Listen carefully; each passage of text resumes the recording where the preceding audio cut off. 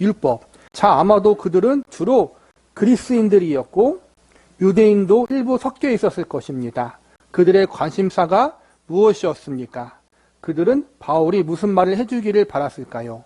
물론 그 대답은 아주 간단합니다. 유대인들은 늘 율법에 관심이 있었습니다. 늘 율법에 대해 논쟁과 토론을 벌였습니다. 율법에서 가장 중요한 요소, 가장 크고 첫째 되는 계명은 무엇인가를 이야기했습니다. 그들에게는 율법과 각 계명의 가치를 논하는 것보다 더 즐거운 일이 없었습니다. 그래서 율법에 대한 말은 언제나 들을 준비가 되어 있었습니다. 유대인들이 파키스탄, 이스라엘 땅에만 있는 것이 아니라 전 세계에 흩어져 있었잖아요. 옛날 구약시대 때 아수르와 바벨론 나라에 의해서 이스라엘 민족이 멸망당해서 그때 다 전 세계에 흩어져요.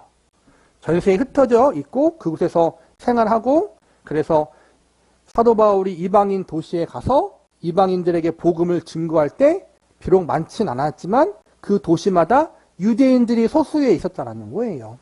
그러한 유대인들이 원하는 것이 뭐냐? 율법에 대한 말씀을 듣길 원했다는 거예요. 그렇다면 이젠 유대인이 아닌 이방인들은 무엇을 듣길 원했는가?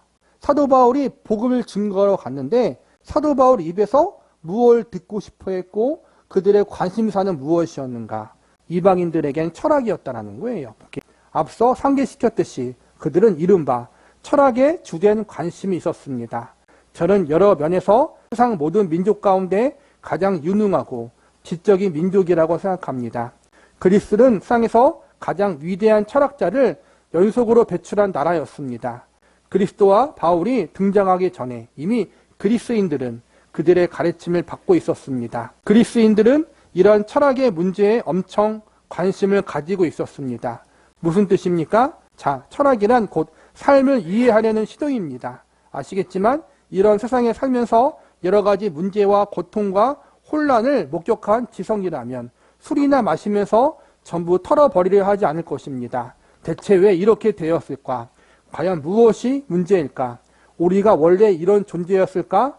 대체 어떻게 하면 좋을까라고 물을 것입니다. 위대한 정신을 가지고 있던 그리스인들도 인생과 삶의 문제를 연구하는데 몰두했습니다. 그래서 자연스럽게 여러 교훈과 관점들이 등장했습니다. 그들은 이른바 학원 또는 아카데미를 만들었고 거기에서 서로 어깨를 겨루는 이론들이 나왔습니다. 스토아 학파와 에피쿠로스 학파에 대한 이야기는 여러분도 읽었을 것입니다. 그들은 자신들의 관점을 내세우면서 인간이 어떻게 유토피아, 곧 완벽한 상태에 도달할 수 있는지 놓고 논쟁을 벌였습니다. 하나님을 믿지 않는 이방인들, 그 당시 유럽 사람들, 그리스 사람들이 추구했던 건 철학이에요. 인생은 무엇인가? 삶과 죽음은 무엇인가? 이 땅에 왜 태어났는가? 그러한 것들을 지금으로부터 2000년 전 사람들이 고민을 했다라는 거예요. 헬라 사람들이. 그런 관심을 갖고 있던 사람들에게 사도 바울이 복음을 증거했다는 거예요. 문화, 철학의 또 다른 가지는 이른바 문화였습니다. 그들이 말한 문화가 무엇입니까? 자, 그에 대해서 우리가 모두 잘 알고 있습니다. 여러분도 그 유명한 클라크 경의 텔레비전 강연, 문명이란 제목의 강연을 보았을 것입니다. 그리스인들은 전문 건축가들로서 훌륭한 건물들을 지었습니다. 지금도 아덴에 가면 남아있는 폐허들을 볼 수 있는데 그 폐허만 보러 가기에도 충분한 가치가 있을 것입니다. 그만큼 그들은 훌륭한 건물들을 지었습니다. 전체적인 문화와 건축, 기념물을 비롯한 모든 것들이 훌륭했습니다. 예술도 마찬가지였습니다. 그들은 온갖 모양과 형식의 예술에 관심이 있었습니다. 그런 것들을 즐겼고 그런 것들에 대해 토론을 벌였습니다. 그뿐 아니라 스포츠에도 아주 전문가들이었습니다. 우리는 올림픽 경기에 열광합니다. 아시겠지만 올림픽은 우리가 처음 시작한 것이 아닙니다. 올림픽 경기를 처음 시작한 사람은 그리스인들이었습니다. 마라톤이란 이름을 붙인 사람도 그들이었습니다. 이 지적인 민족이 그것들을 만들어내고 다듬어냈습니다. 그들의 주요 관심사는 바로 이런 것들이었습니다. 그 밖에도 그들의 사회 현실과 윤리, 도덕과 같은 문제들에 관심을 가졌습니다.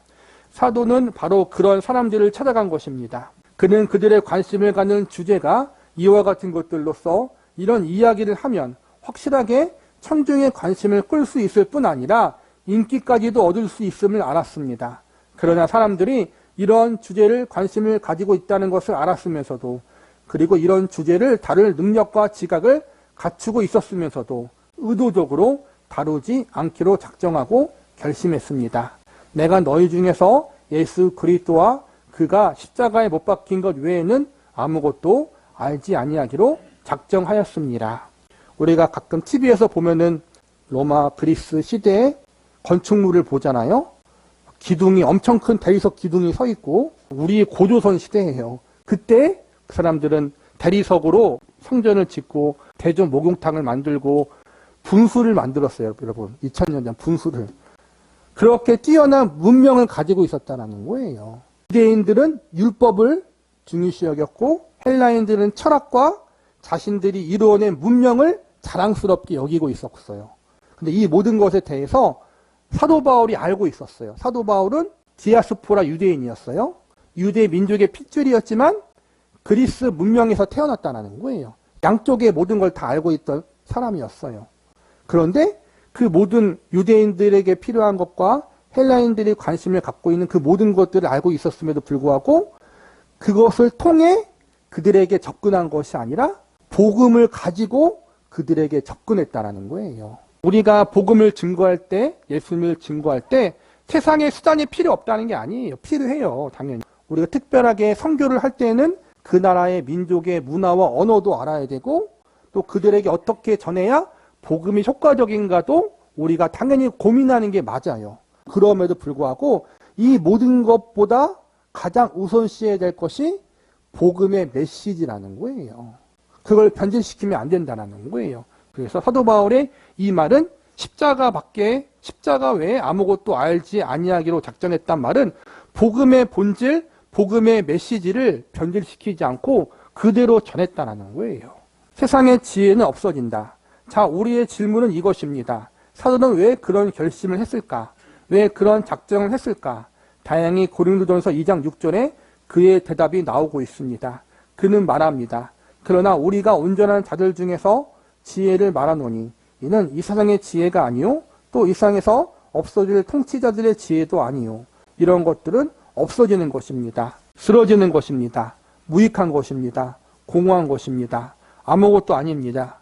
바울이 철학을 전하지 않은 이유, 정치학을 전하지 않은 이유, 문화와 예술을 비롯해 모든 것을 전하지 않은 이유가 무엇입니까? 그것은 다 쓰러지기 때문이라고 바울은 대답합니다. 그것들은 허망하게 없어집니다. 과연 그의 말이 맞을까요? 자, 한번 검증해 봅시다. 그가 사신서에서 직접 말한 내용을 통해 검증해 봅시다. 세상의 역사를 통해 검증해 봅시다. 유대인들이 그토록 관심 가졌던 율법의 문제가 무엇입니까? 사도는 왜 바리새인들이 항상 그랬듯이 율법의 구체적이고 세부적인 내용을 끊임없이 전하지 않았을까? 왜 단순히 율법을 해설하는데 모든 시간을 쓰지 않았습니까? 그런 아주 많은 곳에서 그 대답을 해주고 있습니다. 예컨대 바울의 위대한 서신인 로마서 3장 20절에 보면 그 대답이 나옵니다. 그러므로 율법의 행위로 그의 앞에 의롭다 하심을 얻을 육체가 없나니 율법으로는 죄를 깨달음이라. 이것밖에는 율법이 하는 일이 없습니다. 율법은 죄를 깨닫게 함으로 여러분을 정죄합니다. 두려움으로 엎드려지게 말합니다.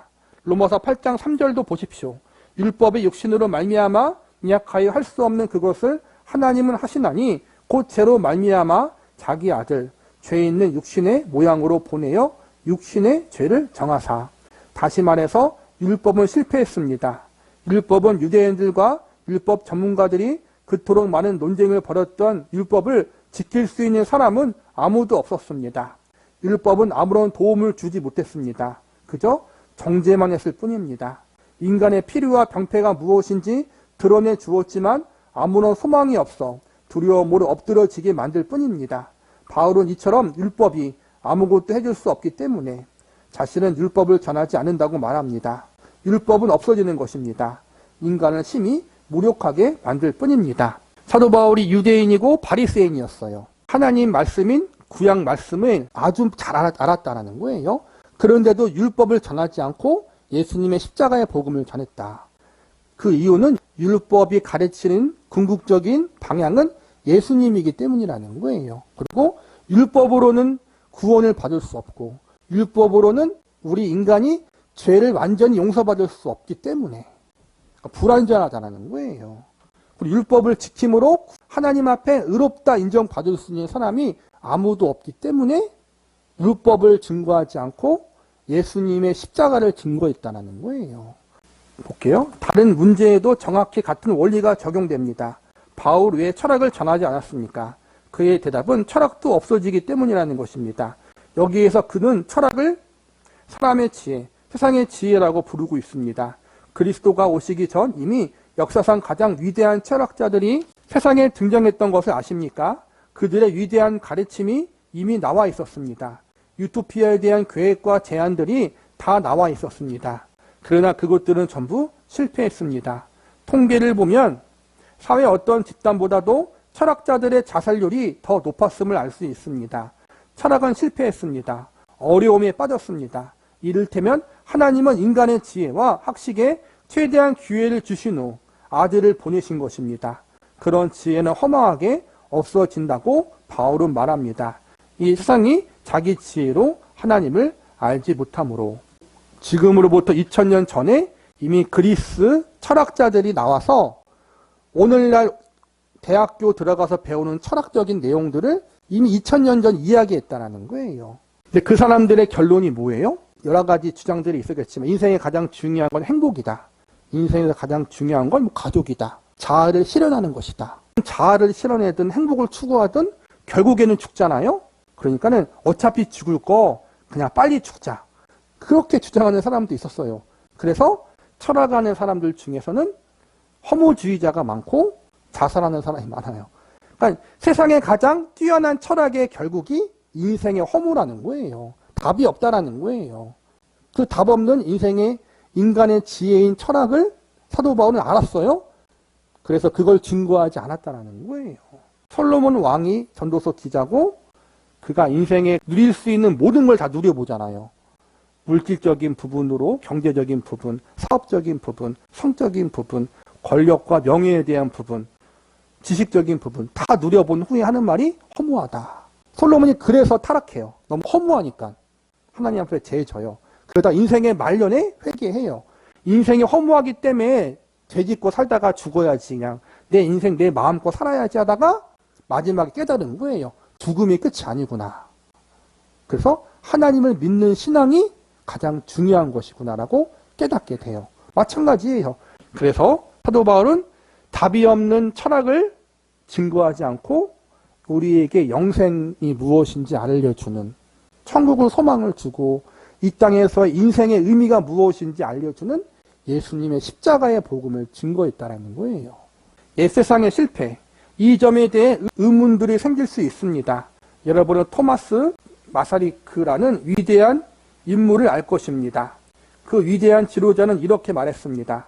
철학자들이 한 일은 세상을 다양한 방식으로 해석한 것뿐이었다. 그러나 중요한 것은 세상을 변화시키는 것이다. 철학자들은 서로 다른 관점과 해석을 제시하는데 아주 능했습니다. 그러나 사람은 변하지 않았습니다. 세상의 필요도 달라지지 않았습니다.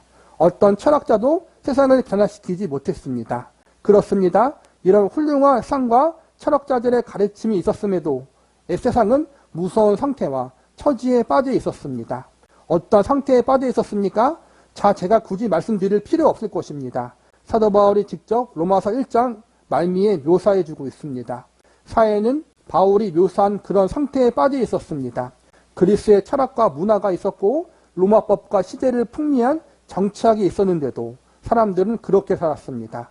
또한 그들이 마음에 하나님 두기를 싫어하며 하나님께서 그들을 상실한 마음대로 내버려 두사 합당하지 못한 일을 하게 하셨으니 곧 모든 불의, 추악, 탐욕, 악의가 가득한 자요, 사기, 살인, 분쟁, 사기, 악독이 가득한 자요, 수군수군하는 자요, 비방하는 자요, 하나님께서 미워하시는 자요, 능욕하는 자요, 교만한 자요, 자랑하는 자요, 악을 도모하는 자요, 부모를 거역하는 자요, 우매한 자요, 배악하는 자요, 무종한 자요, 무지아비한 자라. 그들이 이 같은 일을 행하는 자를 사형에 해당한다고 하나님께 정하심을 알고도 자기들만 행할 뿐 아니라 또 그런 일을 행하는 자들이 옳다 하느니라. 2000년 전 가장 찬란한 문화를 꼽혔던 로마 시대 사람들. 철학과 사상이 발달하고 문화가 발달하고 정치가 발달하고 살기가 참 좋았어요. 그런데 그 사람들이 어떠한 일을 벌였는가? 하나님을 거절하고 여기서 보니까 불의, 추악, 탐욕, 시기, 살인, 분쟁, 악독. 그러니까 죄라는 죄는 다 짓고 살았다는 거예요.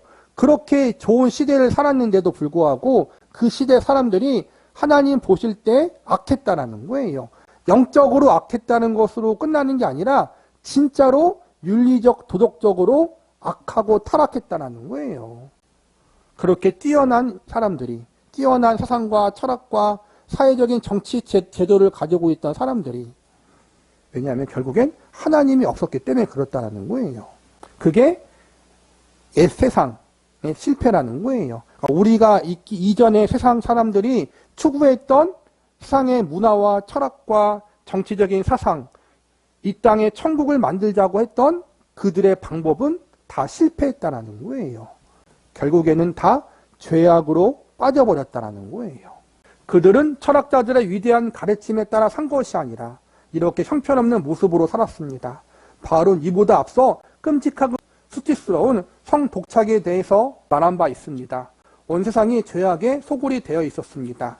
유토피아의 청사진들과 정치학이 있었고 사회 개선책들이 나와 있었음에도 불구하고 철학자들의 박식과 논쟁과 토론이 있었음에도 불구하고 사람들은 이러한 삶을 살았습니다. 바울이 옳습니다. 이런 모든 것은 없어집니다. 쓰러집니다. 실패합니다. 아무것도 아닙니다. 헛된 것입니다. 세상의 모든 것은 결국에는 영원하지 않고 사라진다는 거예요. 그리고 아무리 이상적이고 완벽하게 보이는 것이라 할지라도 문제가 항상 있다는 거예요. 그렇기 때문에 언젠간 사라져 없어질 세상의 어떠한 사상, 이상적인 부분, 그런 것들을 추구하는 것이 아니라 영원히 변치 않는 예수님의 십자가의 복음을 우리가 추구해야 된다는 거예요. 그게 역사적인 증명이라는 거예요. 위대한 문명을 가지고 있었던 나라들도 지금 존재하지 않아요. 그렇죠? 다 멸망했어요. 아무리 뛰어난 기술, 문명, 사상을 가지고 있어도 멸망하고 없어진다는 거예요. 세상은 이렇게 영원하지 않다는 것을 하나님이 알려주는 거예요. 영원한 것은 하나님과 예수님밖에 없다. 그리고 그분이 만드신 천국이다. 이 사실을 알기에. 근데 그 천국에 가는 길, 그 천국을 예비하신 하나님을 아버지라 부를 수 있고 그 하나님의 백성과 자녀가 되는 길이 뭐예요? 오직 예수님의 십자가의 복음밖에 없다는 거예요.